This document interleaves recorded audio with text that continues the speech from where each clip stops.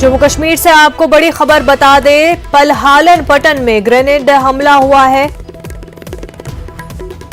2 CRPF जवान और एक शहरी के जख्मी होने की खबर सामने आ रही है। इलाके का मुहासरा कर लिया गया है। पलहालन पटन जम्मू कश्मीर से आपको ये खबर बता रहे हैं, जहां पर ग्रेनेड हमला हुआ है, जिसमें 2 सीआरपीएफ जवान और एक शहरी जख्मी होने की खबर सामने आ रही है। वहीं इस इलाके को मुहासरे में ले लिया गया है। सर्च ऑपरेशन जारी है।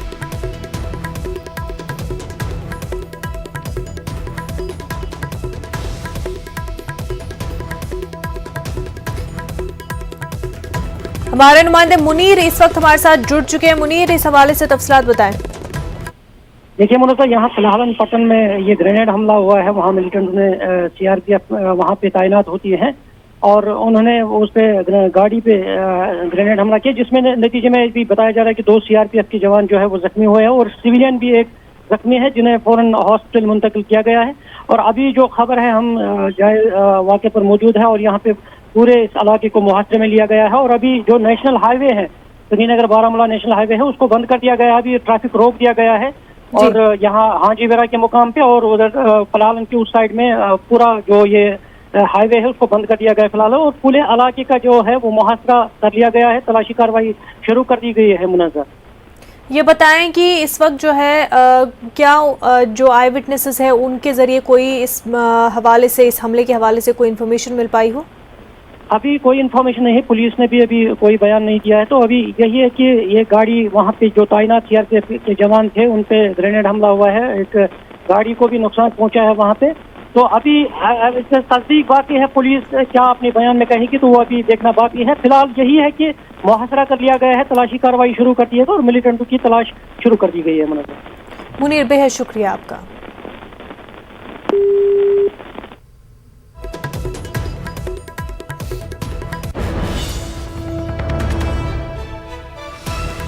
तो आपको बता दें कि पलहालन पटन में ग्रेनेड हमला हुआ है, जिसमें 2 सीआरपीएफ जवान और एक आम शहरी जख्मी हुए हैं। इलाके को मुहासरे में ले लिया गया है। सर्च अभी जारी है। मजीद तफसीलात का इंतजार है।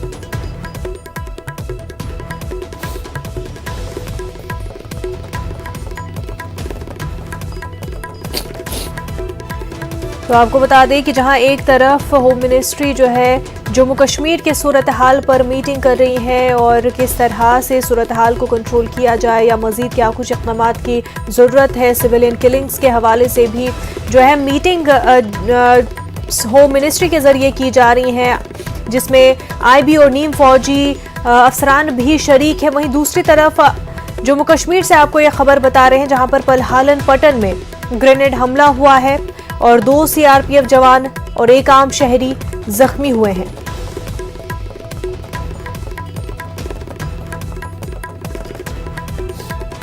इस पूरे इलाके को मुहासरे में ले लिया गया है। पलहालन पटन में यह हमला हुआ है।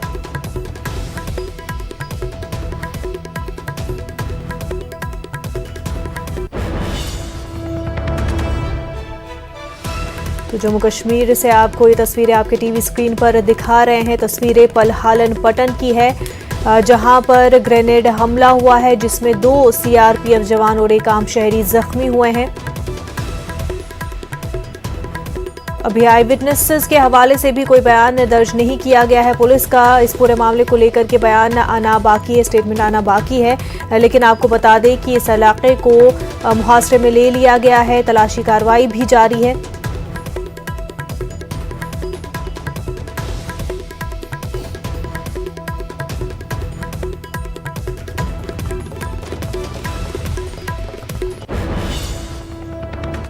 आगे बढ़ते हैं और खबर दोपहर में बात करते हैं दिल्ली एनसीआर में फजाई आलूदगी की। दिल्ली एनसीआर में फजाई आलूदगी की सूरत हाल अबतर है। लगातार एहतियाती तदाबीरें की जा रही हैं, लेकिन लोगों को राहत नहीं मिल रही है। इसी बीच सुप्रीम कोर्ट में बढ़ती आलूदगी पर समाअत हुई। मरकज ने हलफनामा दाखिल किया। मरकज ने हलफनामे में बताया कि दफातर बंद नहीं कर सकते क्योंकि उससे काम मुतासिर होगा, जबकि पंजाब ने हलफनामा दाखिल करके आलूदगी को रोकने के लिए उठाए गए इक़दामात से अदालत को वाकिफ कराया। पंजाब ने कहा पराली जलाने वाले किसानों पर 15,000 रुपए का जुर्माना आयद किया जा रहा है। वहीं दिल्ली हुकूमत का कहना है कि कंस्ट्रक्शन साइट्स पर दिन रात निगाह रखी जा रही है, एंटी डस्ट कैंपेन चलाई जा रही है, 30 टीमें तश्कील दी गई है। दिल्ली हुकूमत ने अदालत को बताया कि मरकज के जरिए मुरतब करदा रहनुमा खतूत में 90% पर अमल किया जा रहा है। अदालत ने इस पर दरियाफ्त किया कि 69 स्वीपिंग मशीन के अलावा मजीद कितनी खरीदी गई है, जिसके जवाब में दिल्ली हुकूमत ने कहा कि 15 मशीनों का ऑर्डर दिया गया है और उस पर सीजेआई ने कहा कि बहुत हो गया, आप लोग कब संजीदा होंगे।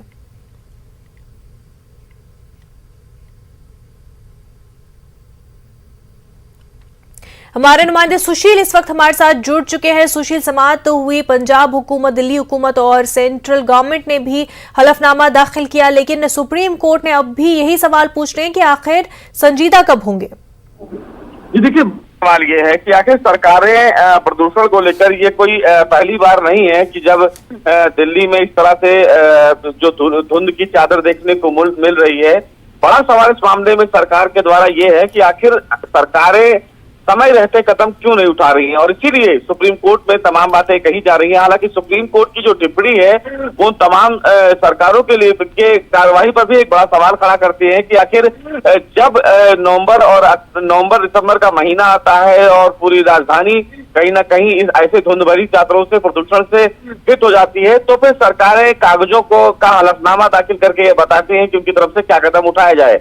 जस्टिस सूर्यकांत की तरफ से भी यही कहा गया और उन्होंने सवाल सीधे पंजाब सरकार से किया कि आखिर पराली जलाने को लेकर पंजाब सरकार किसानों को लेकर कितना संजीदा है, कितने किसानों के साथ उन्होंने मुलाकात की है, उन्हें पर्याप्त जो मशीनें हैं वो उन्हें मुहैया कराई हैं, और इसीलिए तमाम जो सुनवाई के दौरान नाराजगी भी चीफ जस्टिस की तरफ से फिलहाल जताई भी गई है। हालांकि दिल्ली सरकार की तरफ से अभिषेक मनु सिंघवी अपीयर हुए थे, उनकी तरफ से कहा गया कि पराली एक बड़ा मुद्दा है जिस पर जस्टिस सूर्यकांत खासा नाराज हुए। उन्होंने कहा कि एसी के होटल में या एसी के दफ्तरों में बैठकर किसानों पर आरोप लगाना बेहद आसान है।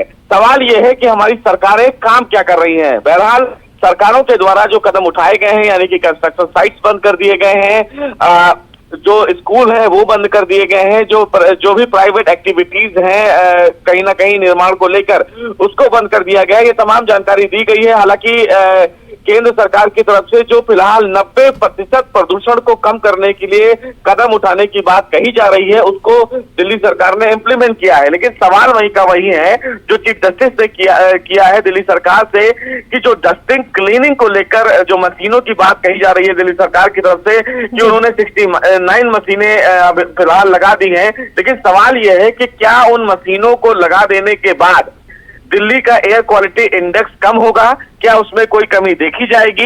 ये तमाम पहलू जो है उस पर अभी सुनवाई चल रही है। हालांकि सुप्रीम कोर्ट ने इसीलिए टिप्पणी भी की है कि आखिर सरकारें और तमाम जो राज्य सरकार है, चाहे वो हरियाणा हो, चाहे वो पंजाब हो, चाहे वो केंद्र सरकार हो, आखिर ये सरकारें गंभीर प्रदूषण को लेकर कब होंगी और कब लोगों को स्वच्छ वातावरण मिलेगा जिसमें वो सांस ले पाए। बिल्कुल सुशील, बेहद शुक्रिया तमाम तफसीलात के लिए। तो नाज़रीन, इस वक्त हमारे साथ assistant professor environmental science doctor Dheeraj Rathore साहब जुड़ चुके हैं। साथ ही साथ हमारे साथ आम आदमी party spokes person Athar Zaidi साहब भी जुड़ चुके हैं। दोनों का खैर मकदम है आपका। अतहर जैदी साहब, सुप्रीम कोर्ट पूछ रही है कि आखिर सरकारें कब संजीदा होंगी? देखिए, सुप्रीम कोर्ट का सवाल अपनी जगह बिल्कुल जायज है और हम इस बात को एडमिट करते हैं कि दिल्ली के अंदर पोल्यूशन के हालात जो हर साल इन 2 महीनों में खासकर बहुत ज्यादा बदतर हो जाते हैं, इसको हम एक्सेप्ट करते हैं। लेकिन मैं आपको ये बताना चाहता हूं कि पिछले 7 साल में दिल्ली सरकार ने एज ए यूनियन टेरिटरी, एक छोटा स्टेट होने के नाते, जितना उसका ज्यूरिडिक्शन है उसके अंतर्गत इसको कम करने के लिए बहुत सारे कदम उठाए हैं, जिसमें हम OD1 लेके आए। जो सब जानते हैं कि हमने OD1 लाके कोशिश की कि पॉल्यूशन को कम किया जाए। हमने दिल्ली के अंदर हमारा जो भी किसान हैं वो पराली जलाया करते थे, उनके लिए हमने पूसा रिसर्च इंस्टीट्यूट के साथ मिलकर एक बायो कंपोस्ट स्प्रे को इजाद किया, जिसको हमने इस बार अपने 90% जो किसान हैं दिल्ली के उनको दिया, जिससे पराली इस बार नहीं जलानी पड़ी और उससे रिजल्ट ये आया कि खाद भी बहुत अच्छी बनी है। तो हमारा ये कहना है कि हमें एक जॉइंट वेंचर करना पड़ेगा एनसीआर की जितनी सरकारें हैं उनके साथ, दिल्ली को और एनसीआर में जितना भी प्रदूषण इन 2 महीनों में बढ़ता है उसको कम करने के लिए। देखिए, दिल्ली के अंदर दिल्ली सरकार ने जितने भी थर्मल प्लांट हुआ करते थे उनको सबको बंद कर दिया है। अब दिल्ली के अंदर कोई थर्मल प्लांट नहीं चलता है, क्योंकि उससे भी एक बहुत बड़ा सोर्स जो था वो उत्पन्न होता था पोल्यूशन का। लेकिन एनसीआर के अंदर, चाहे वो हरियाणा हो, चाहे वो उत्तर प्रदेश हो, चाहे वो पंजाब हो, थर्मल प्लांट अब भी चल रहे हैं। कंस्ट्रक्शन साइट्स अब भी चल रही हैं, जबकि हमने दिल्ली के अंदर कंस्ट्रक्शन साइट्स फिलहाल के लिए सुप्रीम कोर्ट के ऑर्डर के बाद उन पर रोक लगा दी है। और मैं आपको ये बताना चाहता हूं कि हम लोगों को मिलके एक जॉइंट प्लान इसमें बनाना पड़ेगा। दिल्ली सरकार उसके लिए तैयार है। मैं सिर्फ ये सवाल करना चाहता हूं इन लोगों से, 9 नवंबर की ये रिपोर्ट है हिंदुस्तान टाइम्स की कि इस बार दिल्ली एनसीआर के अंदर पराली के पिछले 5 साल में सबसे ज्यादा जलाने के मामले सामने आए हैं और 41% पोल्यूशन जो दिल्ली के अंदर आया है वो पराली से आया है। और उसकी सैटेलाइट इमेजेस भी हैं जिसमें उन्होंने बताया है कि करीब 25,000 ऐसे स्पॉट आइडेंटिफाई किए गए जहां पराली जलाई गई है।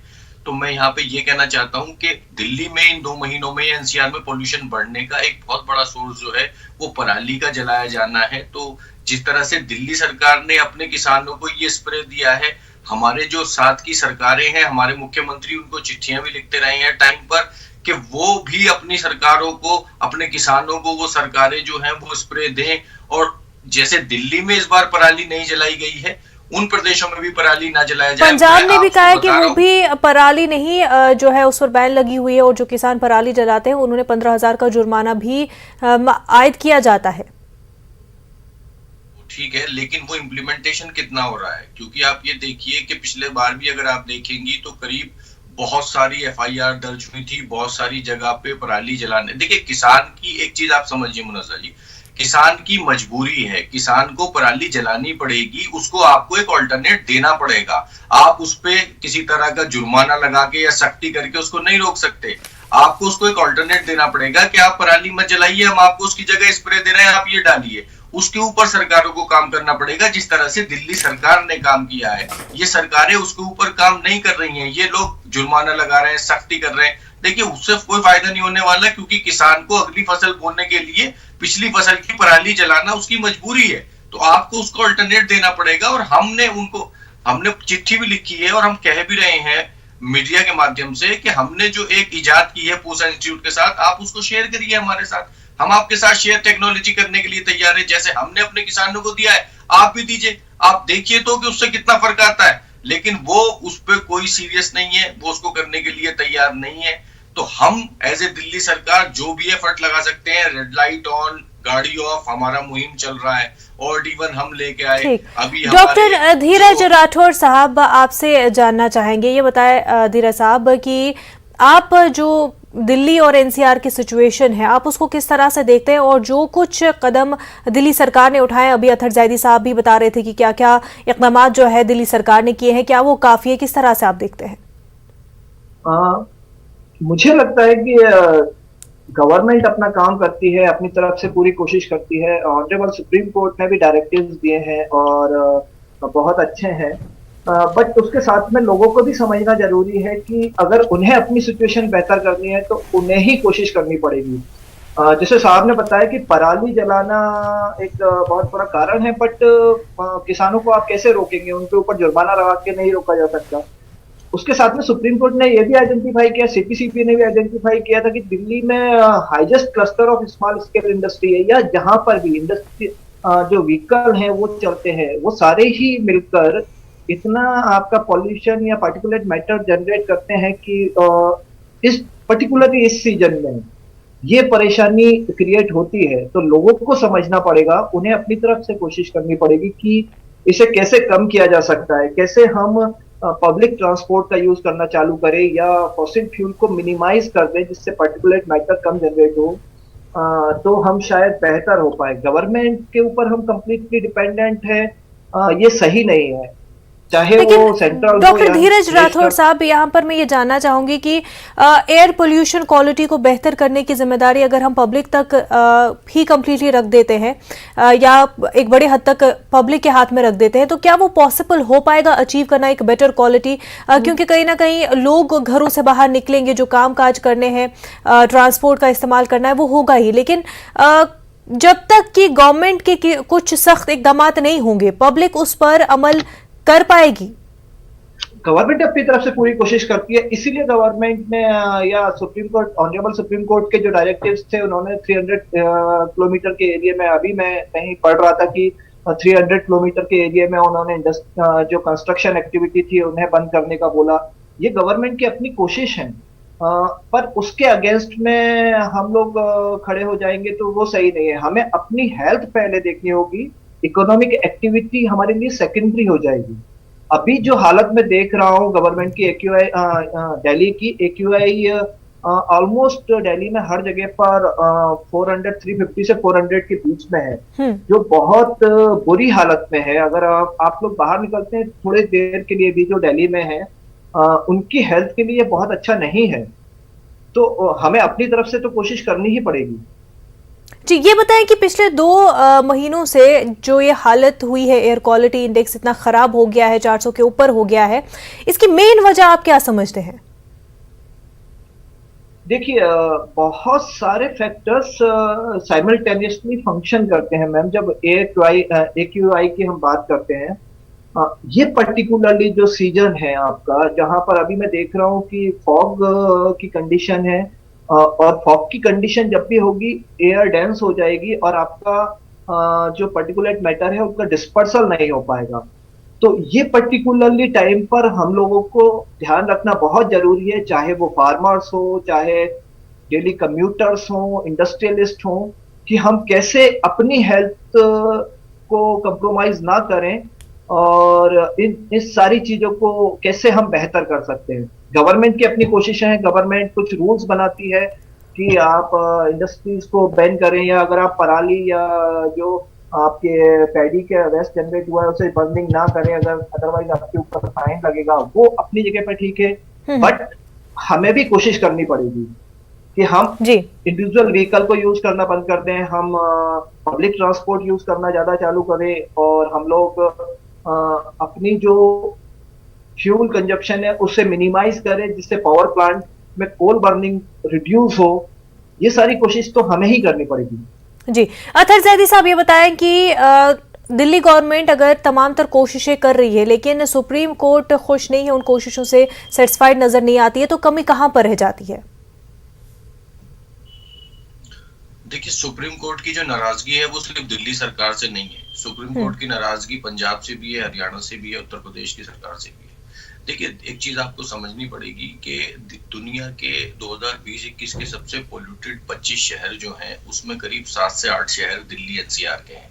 तो इसका सारा ठीक रहा दिल्ली सरकार के ऊपर फोड़ देना कि आपकी वजह से इतना पोल्यूशन जो है वो फैल रहा है, ये ठीक नहीं होगा। क्योंकि दिल्ली सरकार जो है वो अपनी तरफ से पूरा इनिशिएटिव ले रही है। पिछले 7 साल से, जैसे मैंने आपको बताया, हम लोग ऑडी मंडल हमने थर्मल प्लांट्स बंद किए, हमने कंस्ट्रक्शन साइट्स पे जो सुप्रीम कोर्ट की गाइडलाइन है उनको फॉलो कराने का काम किया।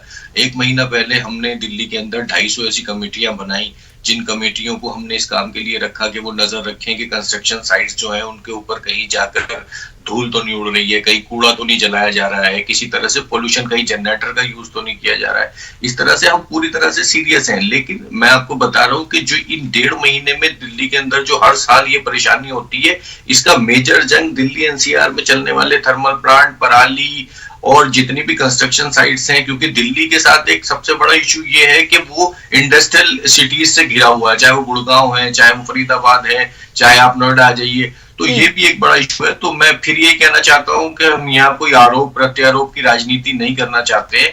हम ये चाहते हैं कि अगर दिल्ली NCR को इस हर साल की परेशानी से हमें बाहर लाना है, तो हम तीनों चारों सरकारें जो हैं उनको मिलके बैठ के एक जॉइंट प्लान बनाना पड़ेगा, हमें बिल्कुल आइडेंटिफाई जॉइंट करना प्लान पड़ेगा। बनाना पड़ेगा और उसमें सेंट्रल गवर्नमेंट भी इम्पोर्टेंट है। ये बताएं कि क्या जो अब तक सेंट्रल गवर्नमेंट ने स्टेप्स लिए हैं क्या वो काफी रहे हैं, क्या फुल कोऑपरेट किया है सेंट्रल गवर्नमेंट ने दिल्ली सरकार के साथ? क्योंकि अब जो है दिल्ली सरकार कह रही है कि ट्रक्स को दिल्ली में नहीं आने देना चाहिए, वर्क फ्रॉम होम के लिए तैयार नहीं है। वहीं अगर पब्लिक ट्रांसपोर्ट बढ़ाना है तो उसके लिए बसेस के हवाले से भी तमाम तरह इक़दाम देखने हैं। देखिए, मैं आपसे ये कहूं, सेंट्रल गवर्नमेंट भी अपनी तरफ से पूरी कोशिशें कर रही है। देखिए, जिस तरह से पेरिफेरल एक्सप्रेसवेज बनाए गए हैं दिल्ली एनसीआर में, जो अभी कुछ बन चुके हैं, कुछ बनने की कगार पे हैं, तैयार हैं, उससे दिल्ली के अंदर जो ये ट्रक्स हैं इनका आना बंद हुआ है पहले के मुकाबले बहुत। तो ऐसा नहीं है कि सेंट्रल गवर्नमेंट अपनी तरफ से जो है वो पोल्यूशन को दिल्ली एनसीआर में कम करने के लिए काम नहीं कर रही है। वो भी अपनी तरफ से कोशिश कर रहे हैं, हम भी कोशिश कर रहे हैं, लेकिन फिर मैं वही कहूंगा कि हम लोगों को बैठ के इसे देखना होगा, आइडेंटिफाई करना होगा कि किस चीज से कितना ज्यादा पोल्यूशन हो रहा है, उस पर किस तरह से रोक लगाई जा सकती है, कि कितना पोल्यूशन पराली का है, कितना पोल्यूशन कारों का है, कितना कंस्ट्रक्शन साइट्स का है, उसको आइडेंटिफाई करके, और जो जिसके ज्यूरिडिक्शन में आता है, अगर कोई डिपार्टमेंट है जो केंद्र सरकार दिल्ली के अंदर देखती है तो वो उस पे अपने नियम लागू करे, और दिल्ली सरकार जो कर सकती है वो दिल्ली सरकार कर ही रही है। लेकिन हमें सबसे पहले जो ये मेजर पराली का इशू है, इसमें जो हमने वो स्प्रे बनाया है, मैं आपके चैनल के माध्यम से भी अपील करूंगा सरकारें जो एनसीआर में है कि वो आने वाले वक्त में अपने किसानों के साथ बात करें और कोशिश ये करें कि उनको वो स्प्रे जो है वो अवेलेबल कराए और आगे से पराली ना जले। क्योंकि मुझे पूरी उम्मीद है कि अगर पराली अगले साल कम जलेगी तो दिल्ली में जो ये 1.5 महीने में बहुत ज्यादा जंग देखने को मिलता है पोल्यूशन का, इसमें बहुत तर तक कमी आएगी। बिल्कुल। डॉक्टर धीरज साहब ये बताएं कि और कितना वक्त जो है सरकारें ले सकती है, जिस तरह की सिचुएशन अभी बनी हुई है, क्या ये अगर इसी रफ्तार से काम होता हुआ और पोल्यूशन ऐसा ही रहा, 400 के ऊपर इंडेक्स रहा, तो मजीद जो है क्या हालात एयर क्वालिटी इंडेक्स के हवाले से खराब हो सकते हैं? क्योंकि ऑलरेडी पैंडेमिक में है, कोरोना अभी गया नहीं है, तीसरी लहर की बातें अभी भी हो रही है, ऐसे में लोगों को सांस लेने में दिक्कत हो रही है, और भी कई सांस के रिलेटेड जो लोगों बीमार है उनको और भी परेशानियां हो रही हैं। तो किस तरह से, किस तेजी से जो है काम होना चाहिए तमाम ही रियासतों की सरकारों की जानिब से? मुझे लगता है सारी गवर्नमेंट, जैसे जद्दी साहब ने बताया कि सारी गवर्नमेंट जब मिलकर काम करेंगी तो इस प्रॉब्लम को रिजॉल्व किया जा सकता है। बट कहीं ना कहीं नेचर का बहुत बड़ा रोल है दिल्ली की कंडीशन में। दिल्ली 3 बड़ी स्टेट से घिरा हुआ है और नॉर्दर्न साइड में है, जहां पर इस टाइम पर विंटर अपने पीक पर जाने वाली है। तो उस पर्टिकुलर टाइम पे ध्यान रखना बहुत जरूरी है कि वो पर्टिकुलर मैटर को जनरेट करते हैं, उन्हें कैसे मिनिमाइज किया जा सकता है। अदरवाइज गवर्नमेंट की कोशिशें अपनी जगह पर होती रहेंगी और हम बहुत बेहतर सिचुएशन में इतनी जल्दी नहीं पहुंच पाएंगे।